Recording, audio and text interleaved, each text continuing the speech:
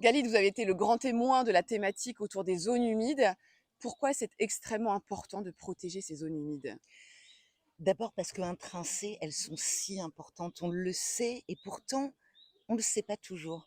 Elles représentent 37 du territoire national en France. Mmh. Elles peuvent capter le CO2, elles rendent des services écosystémiques extrêmement importants et pourtant elles restent mal aimées. Et Et alors pourquoi elles restent mal aimées? Parce qu'elles sont peu connues?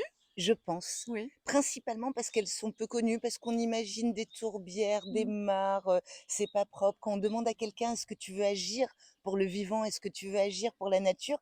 Il va dire: «Ben oui, viens, on va aller planter des arbres». Nettoyer des plages. Exactement, et pourtant c'est si important et tant d'espèces importantes, menacées, des espèces parapluies, des espèces, symboliques, à la fois pour les scientifiques, mais pour le grand public, habitent dans ces zones-là et Mmh. c'est pour ça qu'il est si important de les protéger. Mmh. Alors avec l'Institut Jane Goodall, vous êtes, à l'international. C'est valable partout dans le monde, j'imagine, ce que vous nous dites là? Mais tout à fait, on agit dessus, nous, au quotidien, sur la ceinture équatoriale africaine, Ouais. là où nous agissons, là où existent les chimpanzés sauvages de façon historique. Mmh.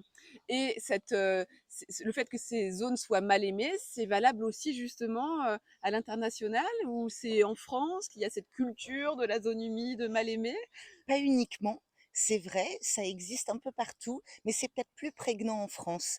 Et une autre chose que j'aimerais beaucoup souligner avec toi, si c'est possible, c'est aussi le fait de dire que c'est important d'agir au quotidien, mais parce que en protégeant ces espaces naturels, on protège non seulement un lieu, mais on protège tout un écosystème. On protège les hommes, les autres animaux et cet environnement partagé qui est le nôtre. Mmh.